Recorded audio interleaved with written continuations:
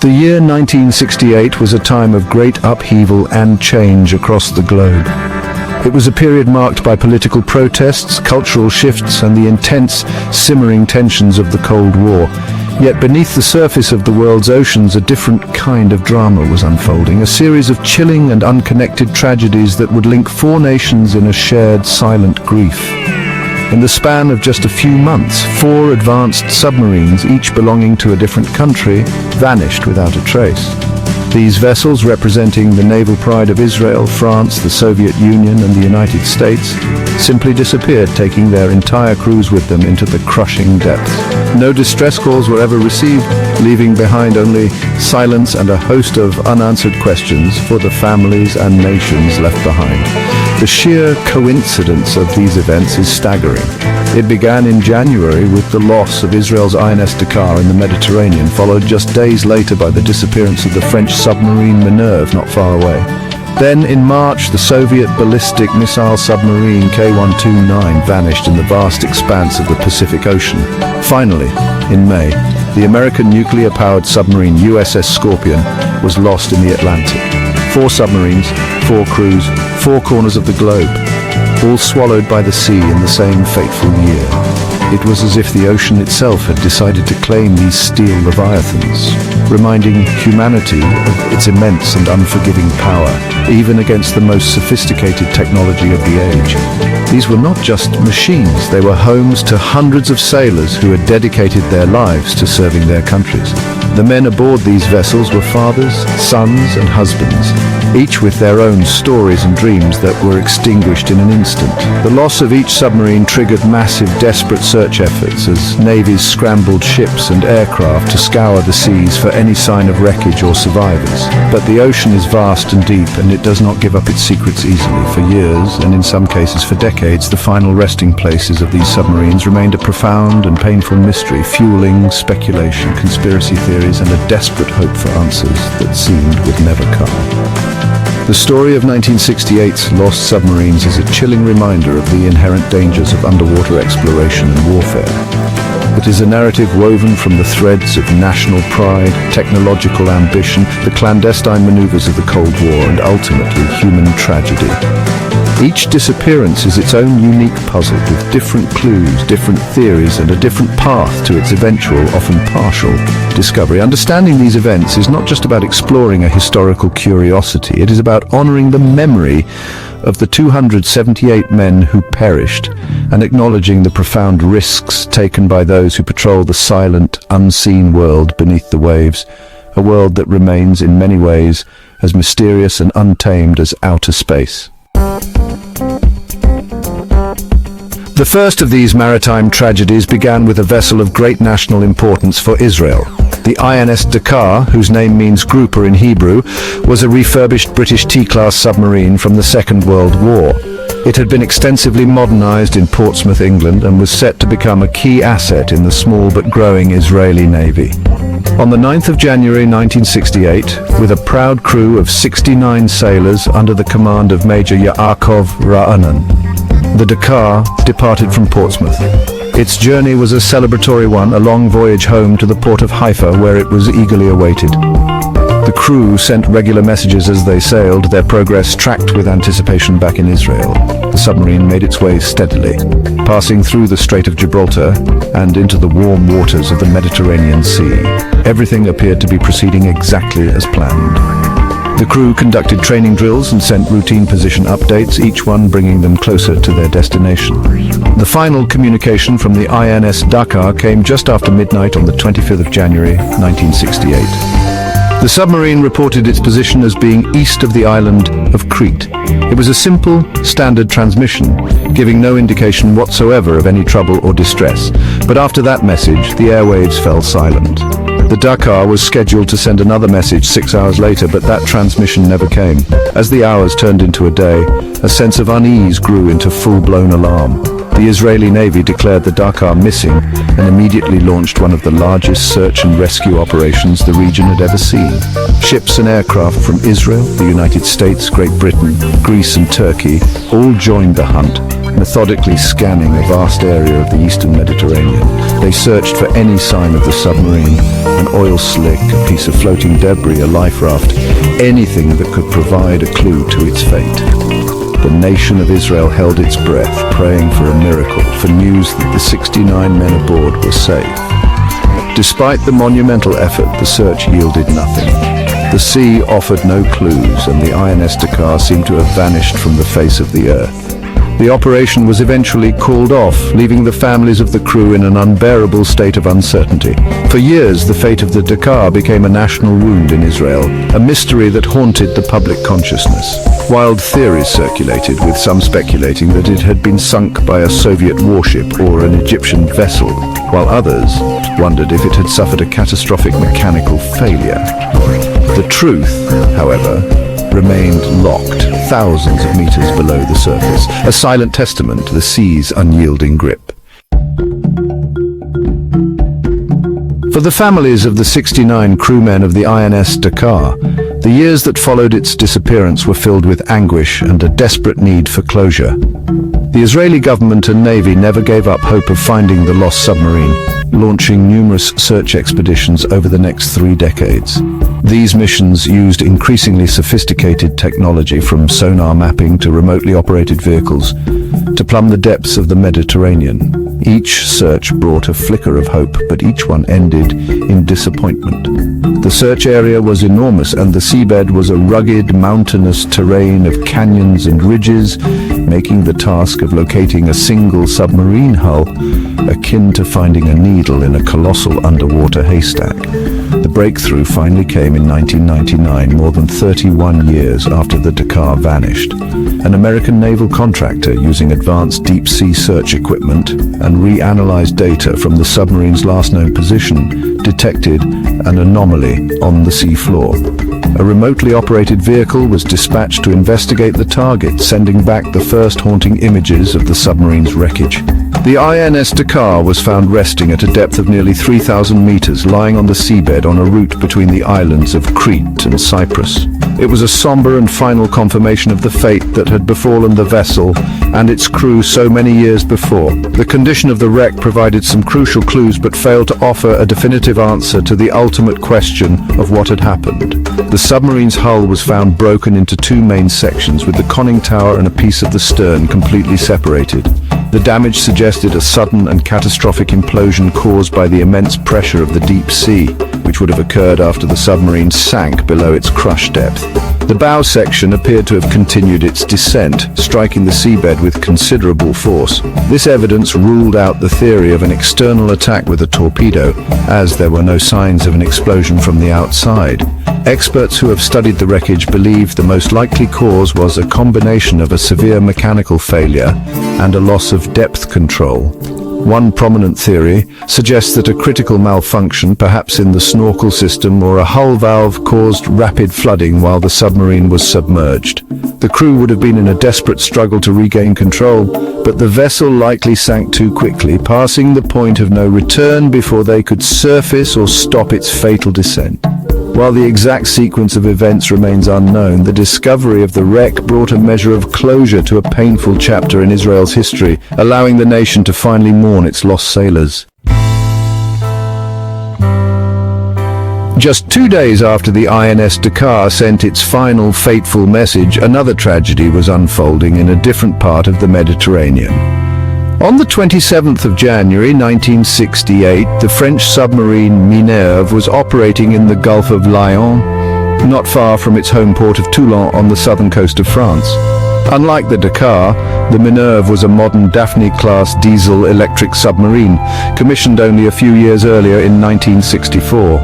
It was considered a reliable vessel, and on that day it was conducting a routine training exercise with a reconnaissance aircraft. Aboard the Minerve were 52 crew members, an experienced team going about their duties on a day marked by particularly rough seas and poor weather. The exercise involved the submarine snorkeling, a procedure where it runs its diesel engines while just below the surface, using a large intake pipe to draw in air. At 7:55 in the morning, the Minerve radioed the accompanying aircraft to report that it would be arriving back at its base in Toulon in about an hour. It was a standard communication, giving no hint of any problem. However, this would be the last time anyone ever heard from the Minerve. When the submarine failed to return to port as scheduled, a state of emergency was declared. An immediate and intensive search was launched, but the severe weather hampered the initial efforts to locate the missing vessel. The French Navy, assisted by vessels from other nations, including the aircraft carrier Clemenceau, scoured the waves for any sign of the Minerve or its crew. The famous oceanographer Jacques Cousteau even lent his research vessel, the Calypso, to the search effort, but to no avail. The sea remained stubbornly silent. Just like with the Dakar, no wreckage, no oil slick, and no survivors were found. The 52 men aboard the Minerve had vanished. The French government was forced to announce the devastating loss, and a wave of grief swept through the naval community of Toulon and across the entire nation. For the families, it was the beginning of a long and painful wait for answers. For over half a century, the wreck of the Minerve remained lost, becoming one of France's most enduring maritime mysteries. Numerous searches were conducted over the years, but the exact location of the submarine remained elusive. The cause of its sinking was the subject of much speculation, with leading theories pointing to a potential failure of its snorkel system in the violent, stormy seas. It was thought that a faulty valve could have allowed a massive amount of water to flood the submarine, causing it to lose control and sink rapidly. Another theory suggested a rudder malfunction that sent the vessel into an uncontrollable dive. The truth, however, would have to wait 51 years to be uncovered. As winter turned to spring in 1968, the eerie pattern of disappearing submarines continued, this time shifting to the vast, deep waters of the Pacific Ocean and, right into the heart of the Cold War. On the 24th of February, the Soviet submarine K-129, a Gulf II class diesel-electric vessel, slipped out of its heavily guarded base in the Kamchatka Peninsula. Now, this was no ordinary submarine. The K-129 was a ballistic missile submarine, a key piece of the Soviet nuclear deterrent. It carried 3 R-21 nuclear missiles, each with a 1-megaton warhead, along with 2 nuclear-tipped torpedoes. With an estimated crew of 98 sailors, it set off on a clandestine combat patrol, its mission shrouded in the utmost secrecy. The K-129 was scheduled to make a routine radio check-in during the second week of March, but when that time came and went with only silence from the submarine, the command of the Soviet Pacific Fleet began to worry. And yes, soon that worry turned to panic.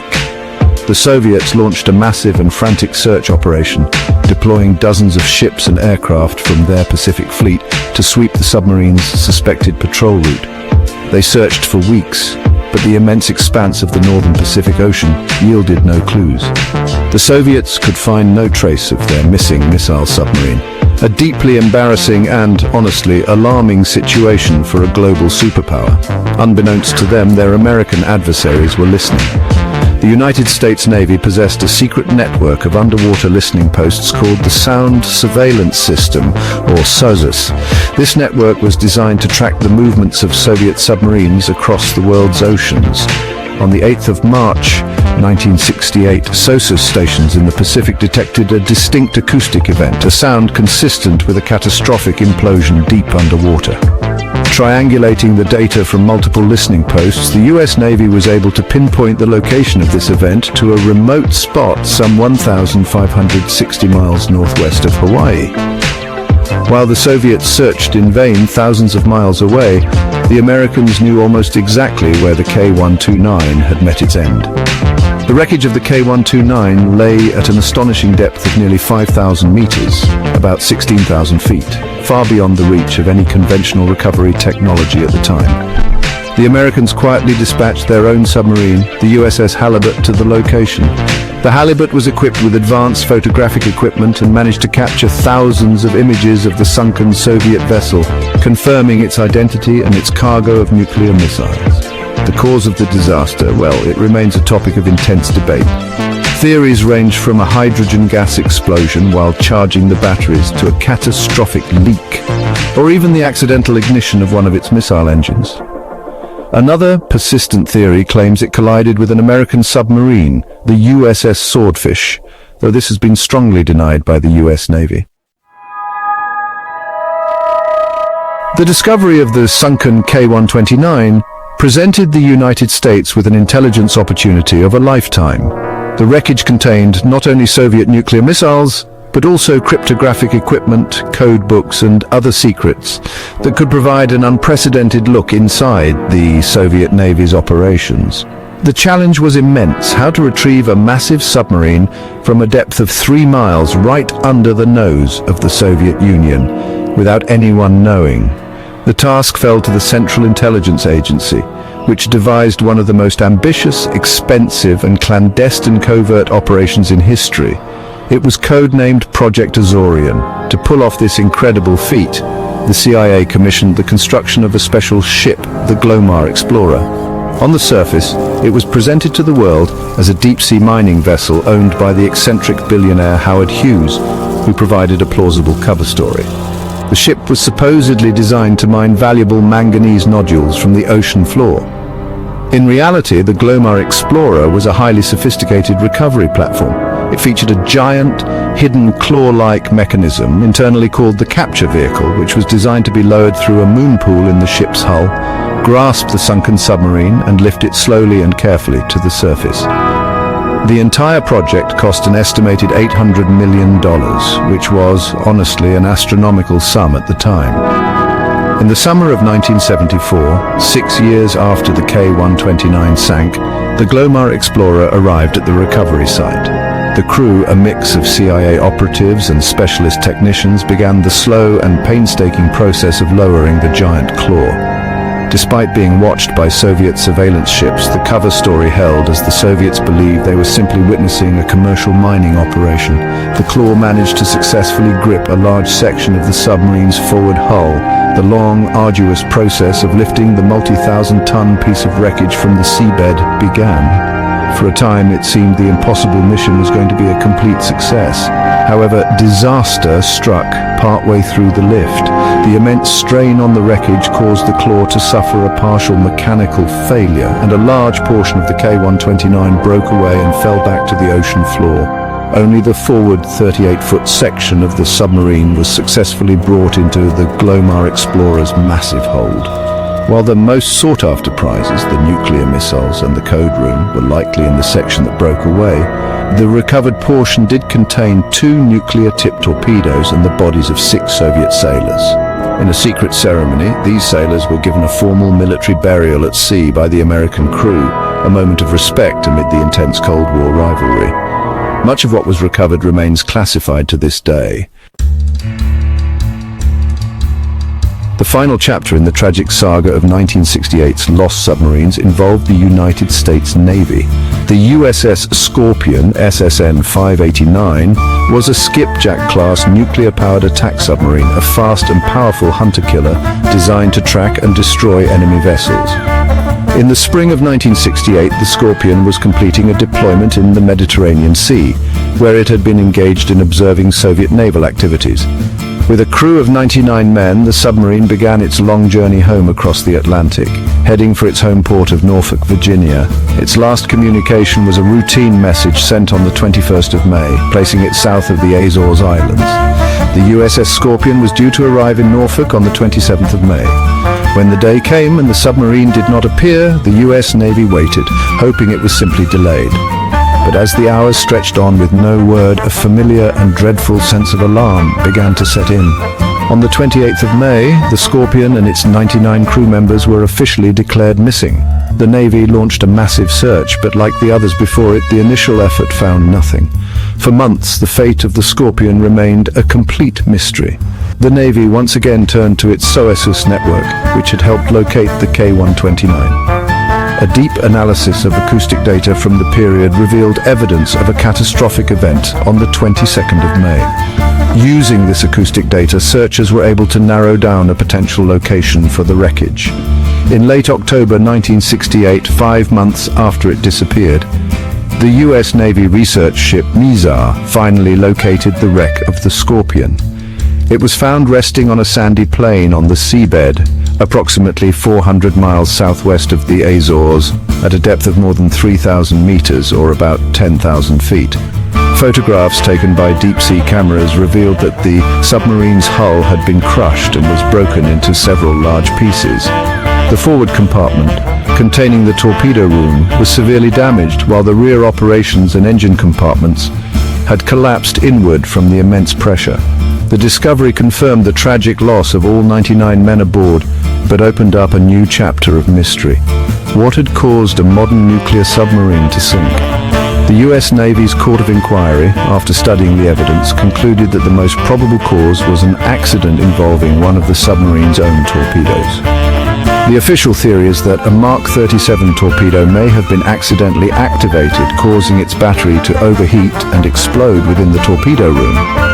This hot-run torpedo explosion would have breached the hull, leading to uncontrollable flooding and the submarine's subsequent destruction as it plunged past its crush depth. Despite the official United States Navy explanation, the fate of the USS Scorpion has remained a subject of intense debate and speculation for over 50 years. Many independent researchers and former submariners find the hot-run torpedo theory unconvincing. They point out that the Mark 37 torpedo had a safety system specifically designed to prevent such an accident, and that an internal explosion of that magnitude should have been far more destructive to the forward section of the hull than the photographic evidence suggests. This has led to the emergence of several alternative theories, some of which paint a much more sinister picture of the Scorpion's final moments, rooted in the dangerous games of the Cold War. One of the most prominent alternative theories is that the Scorpion was the victim of a Soviet attack. This theory posits that the submarine was sunk by a Soviet torpedo, possibly as retaliation for the perceived American involvement in the loss of the K-129 just 2 months earlier. Proponents of this idea point to the heavy Soviet naval presence in the Atlantic at the time and suggest that the Scorpion, which was monitoring their activities, may have been tracked and destroyed. While there is no definitive proof of such an attack, the sheer tension of the period and the tit-for-tat nature of Cold War espionage make it a plausible, if unsettling, possibility for many who question the official narrative. Another line of thinking focuses on the Scorpion's own mechanical condition. It was widely known within the Navy that the submarine was plagued with problems. It had a long history of unresolved maintenance issues, including hydraulic leaks and problems with its hull valves. In fact, before its final mission, the Scorpion had requested an emergency shutdown due to vibrations, but this was reportedly denied. This has led to the theory that a catastrophic mechanical failure, perhaps a breach in the seawater piping system, caused a massive, unstoppable flood. The crew would have been powerless to stop the submarine from sinking into the abyss, where it was ultimately crushed by the deep ocean pressure. The mystery is compounded by the fact that the Navy has never released the full, unredacted reports and acoustic data related to the sinking. This secrecy has only fueled more speculation and conspiracy theories, leaving the families of the 99 crewmen with a sense of incomplete justice. Was it a tragic accident, a result of poor maintenance, or an act of war? Each theory has its own set of clues and its own passionate advocates. Until all the evidence is made public, the true cause of the USS Scorpion's loss will likely remain one of the deepest and most enduring mysteries of the United States Navy, a final, silent casualty of a very dangerous year. The loss of 4 submarines in a single year stands as a unique and sobering chapter in modern naval history. The disappearances of the INS Dakar, Minerve, K-129 and USS Scorpion serve as a powerful reminder that even in an age of advanced technology, the ocean remains a formidable and perilous environment. These events underscore the immense risks undertaken by submariners who operate in a world of extreme pressure, complete darkness and constant danger, far from any hope of immediate rescue.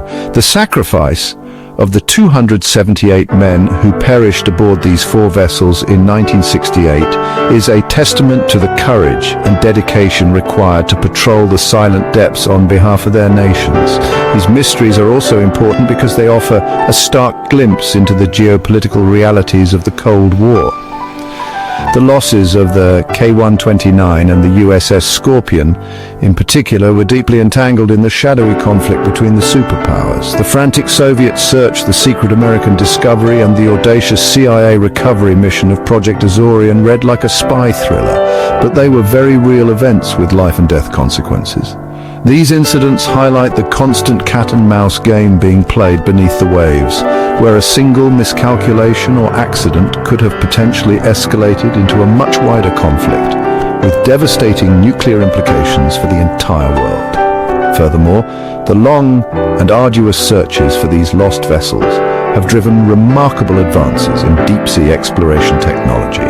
The decades-long quests to find the Dakar and the Minerve, for instance, pushed the boundaries of sonar mapping, underwater robotics, and data analysis. The eventual discoveries of these wrecks decades after they were lost were monumental achievements that not only brought closure to grieving families, but also expanded our ability to explore and understand the deepest, most inaccessible parts of our planet.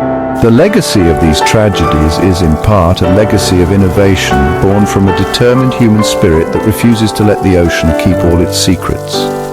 Ultimately, the story of 1968's lost submarines endures because it speaks to a fundamental human fascination with the unknown and the unresolved. While the wrecks of all 4 submarines have now been found, the exact cause of each sinking remains, to some degree, a matter of theory and speculation. These are not simple stories with clear endings, they're complex puzzles with missing pieces. They compel us to ask questions about technology, human error, and the hidden conflicts that shape our world. They remind us of the fragility of life and the enduring power of the sea, ensuring that the silent steel tombs of the Dakar, Minerve, K-129 and Scorpion will not be forgotten.